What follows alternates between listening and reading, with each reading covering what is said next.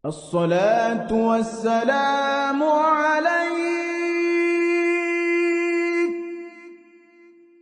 يا إمام المجاهدين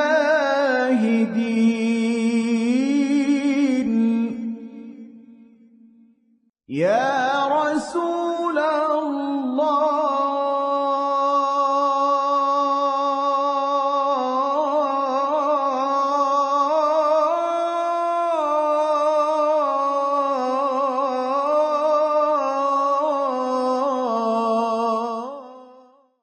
Para jamaah sekalian, pagi hari ini kita dipertemukan kembali di tempat yang mulia ini untuk melanjutkan kajian kita sampai pada Haqqul Irdi.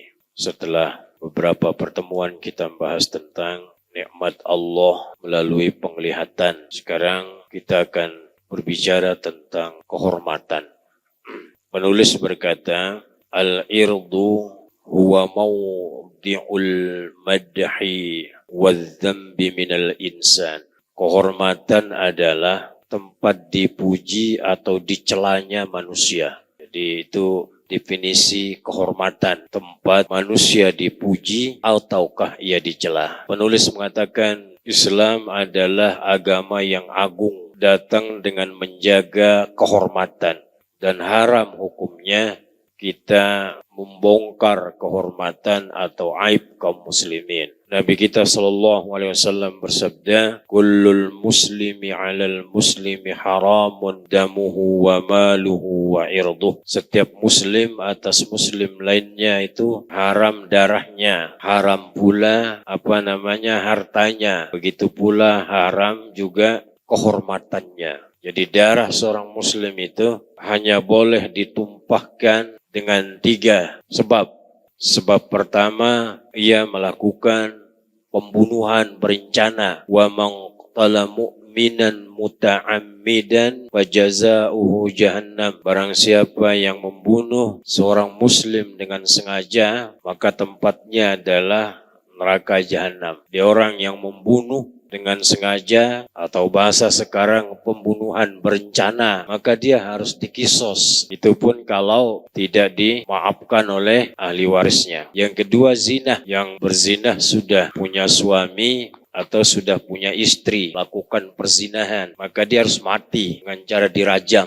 Nanti ada penjelasannya di sini. Kemudian yang ketiga adalah murtad dari Islam. 3 itu saja yang menjadi alasan bolehnya darah seorang muslim ditumpahkan. Begitu juga dengan hartanya, boleh diambil tanpa hak, juga dengan kehormatannya. Pada pelaksanaan Haji Wada, Rasulullah SAW berkhutbah pada Haji Wada. Tentu khutbahnya di Arafah. Setelah beliau memuji Allah, kemudian beliau SAW bersabda, Fa inna dima'akum wa amwalakum wa a'radakum alaikum haram. Sesungguhnya darah kalian, harta kalian, dan kehormatan kalian haram. Kahurmati yaumikum haza. Seperti haramnya hari ini. Maksudnya hari apa? Arafah. Wa bi baladikum haza, dan di negeri kalian ini, maksudnya di negeri Mekah. Fi syahrikum haza, dan di bulan kalian ini, maksudnya di bulan Zulhijjah. Kemudian beliau SAW bersabda, bukankah aku sudah sampaikan? Beliau ulangi kalimatnya itu sampai 2 kali. Bukankah telah aku sampaikan? Kemudian para sahabat menjawab, na'am, ya. Kemudian Nabi SAW bersabda, Allahumma syahad, ya Allah, persaksikanlah. Ini menunjukkan bahwa kehormatan kaum muslimin itu dilindungi oleh syariat.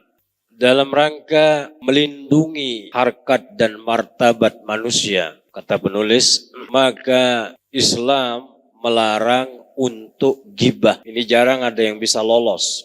Jarang ada yang bisa bebas dari perbuatan gibah. Kecuali orang-orang yang Allah beri hidayah taufik. Ya, sebab itu kita bermohon kepada Allah agar kita jauh dari menggibahi orang. Karena dosanya sangat besar. Allah Jalla wa'ala berfirman dalam surah Al-Hujurat ayat 12. Wahai orang-orang yang beriman, jauhilah oleh kalian kebanyakan dari berburuk sangka. Karena berburuk sangka itu adalah dosa. Wala tajassasu. Tajassus itu apa? Memata-matai. Mencari-cari kelemahan, mencari-cari kesalahan. Janganlah salah seorang di antara kalian menggunjing sebagian yang lain. Menggunjing itu apa kalau bahasa kita? Menggunjing, ngomongin ya. Ngomongin orang. Sukakah salah seorang di antara kalian memakan daging bangkai? Daging yang sudah jadi bangkai. Ya. Saudara kalian yang sudah mati. Fakarih tumuh, tentu kalian akan jijik. Jadi hukum orang gibah itu seperti orang makan bangkai saudaranya yang sudah membusuk. Nabi SAW bersabda, wahai sekalian orang yang mengaku dirinya beriman, tapi imannya masih sebatas di lisannya. Kemudian walam yadkhulil iman qalb, imannya atau Islamnya masih sebatas lisannya, keimanannya belum masuk ke dalam hatinya. Diingatkan oleh Nabi kita sallallahu alaihi wasallam, la tagtabul muslimin. Janganlah kalian menyakiti kaum muslimin.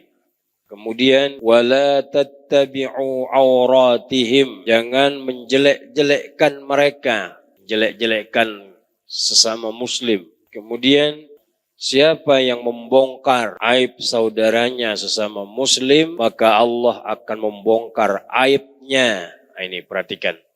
Jadi kalau kita suka ngomongin keburukan saudara kita, Allah akan membuka aib kita. Kan semua kita punya aib ini. Gak ada di antara kita yang gak punya aib. Semua kita punya.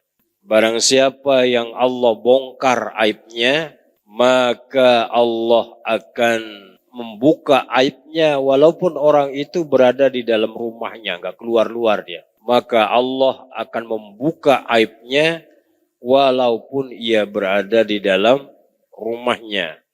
Ini hukumnya. Kemudian dalam rangka menjaga kehormatan kaum muslimin, kata penulis, arramallahul qadzab. Allah melarang seseorang al-qadzab, menuduh. Ya, menuduh mukminah yang baik melakukan zina. Orang-orang mukmin yang menjaga kehormatannya dituduh berzina, itu namanya qadzab. Jadi bukan zinahnya ini, menuduh. Karena itu menyangkut kehormatan seseorang. Dia ini orang baik, orang terhormat, dituduh melakukan perzinahan. Dalam surah An-Nur ayat 3, Allah Jalla wa'ala berfirman, walladzina yarmunal muhsanat. Orang-orang yang menuduh wanita-wanita baik melakukan perzinahan. Tsumma lam ya'tu bi arba'ati syuhada. Kemudian dia tidak bisa mendatangkan 4 orang saksi. Fajliduhum thamanina jaldah. Berapa kali diderah? 80 kali. 80 kali cambuk. Kemudian wala taqbalu lahum syahadatan abadan. Kemudian orang yang menuduh tadi tidak lagi diterima kesaksiannya selama-lamanya. Jadi orang yang menuduh wanita-wanita baik berzina, pertama dia harus mendatangkan 4 orang saksi. Karena ini menyangkut kehormatan. Jadi kalau dia hanya melihat laki dan wanita masuk ke dalam rumah, itu belum. Masuk ke dalam kamar, berdua juga belum. Ada laki-laki dan wanita masuk kamar berdua, belum bisa. Sampai saksi itu melihat dengan mata kepala sendiri bahwa timba itu masuk ke dalam sumur. Nah, baru itu. Jadi nggak gampang nuduh orang. Sampai dia lihat dengan mata kepalanya bahwa ya laki-laki dan wanita itu benar-benar melakukan perzinahan. Kalau hanya sekedar baru masuk rumah berdua, belum bisa. Walaupun itu tetap dosa. Ya, karena berat. Kalau tidak bisa mendatangkan 4 orang saksi, maka hukumannya dia dicambuk 80 kali. Kemudian apa lagi? Tidak diterima kesaksiannya selama-lamanya. Berat. Karena ini menyangkut kehormatan orang. Kemudian pribadinya oleh Allah disebutkan wa ulaika humul fasiqun. Dia adalah orang fasik. Bukan mukmin lagi. Tetap mukmin. Mukmin yang fasik. Artinya mukmin yang melakukan dosa besar. Kemudian dalam ayat surah An-Nur itu 23, orang-orang yang menuduh sama wanita-wanita yang baik, itu yang menjaga kehormatannya, melakukan perbuatan keji, lu'inu fid dunya wal akhirah. Allah laknat dia di dunia dan juga di akhirat. Walahum adzabun azim. Maka baginya azab yang sangat pedih. Pada hari kaki dan tangannya memberikan kesaksian atas apa yang mereka kerjakan. Kemudian Nabi SAW bersabda, ijtanibus sab'al mubiqat. Jauhilah oleh kalian 7 perkara yang membinasakan. Salah satunya dari antara 7 itu menuduh wanita yang baik-baik melakukan zina. Orang yang melakukan perzinahan itu sendiri. Nah ini tadi tuduhan, menuduh. Yang dituduh ini orang baik. Yang menuduh mendapatkan dosa yang sangat besar.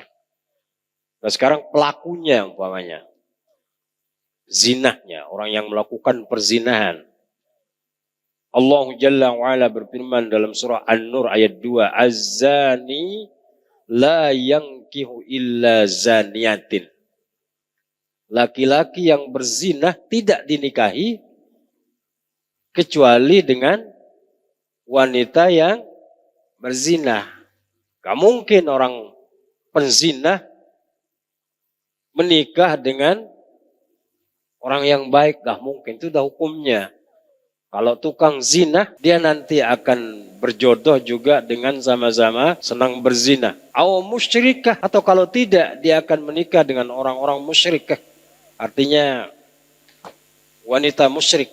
Karena ketika seorang itu berzina, maka imannya hilang. Hilang. Ya. Nabi SAW bersabda, la yazni zani hina yazni wa huwa mu'min. Seseorang tidak akan berzina selama dia masih menjadi seorang mukmin. Jadi ketika dia berzina, imannya keluar, imannya hilang. Kemudian Nabi SAW bersabda pada para sahabat, "Ma taquluna fiz zina?" Apa yang kamu apa pendapatmu tentang zina? Qalu haramun harramahullah wa rasuluhu. Para sahabat menjawab, haram karena diharamkan oleh Allah dan Rasulnya.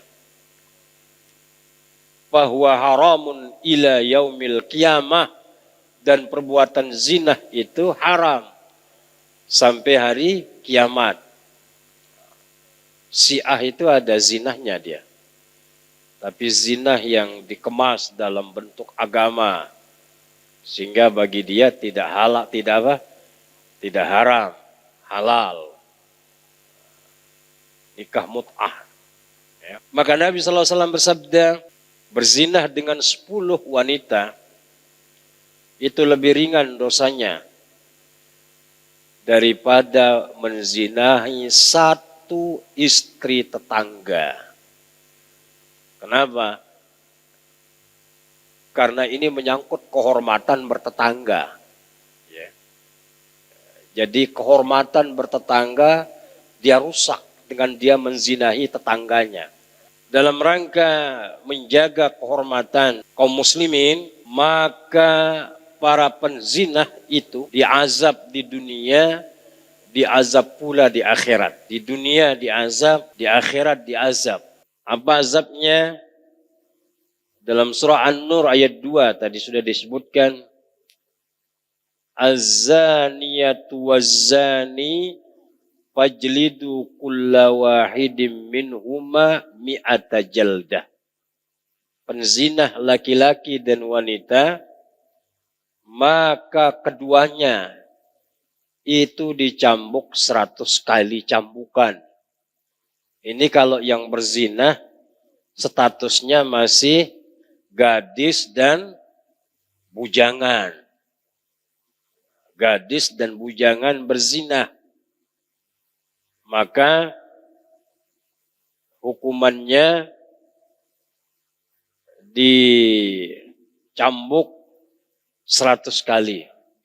Dan cara mencambuknya itu di depan umum. Di depan umum. Biar orang tahu. Kemudian gimana azabnya di kuburan? Dalam sebuah hadis yang panjang sekali, Rasulullah sallallahu alaihi wasallam bermimpi. Dalam mimpinya itu beliau sallallahu alaihi wasallam bersabda, "Pantalaqna fa'ataina ala mislit tanuri a'lahu dayyiq." Kami berjalan, kata Nabi dalam mimpinya itu. Artinya beliau berjalan bersama malaikat Jibril. Kemudian beliau dalam mimpinya itu kami mendatangi tungku, kata Nabi sallallahu alaihi wasallam dalam mimpinya itu. A'lahu dayyiq. Tapi atasnya itu sempit. Apa namanya? Bagian atas tungku itu kecil, sempit. Kemudian wa asfaluhu wasi'. Tapi bawahnya besar, luas. Fihi lagotun wa aswad. Di dalamnya terdengar suara hiruk pikuk di dalam tungku itu. Qala fattala'na fihi fa idza fihi rijalun wa nisa'un uratun. Akhirnya saya melihat, kata Nabi sallallahu alaihi wasallam, saya melihat ke tungku itu, di dalamnya seorang laki-laki dan wanita dalam keadaan telanjang. Fa iza hum ya'tihim lahum min asfala minhum.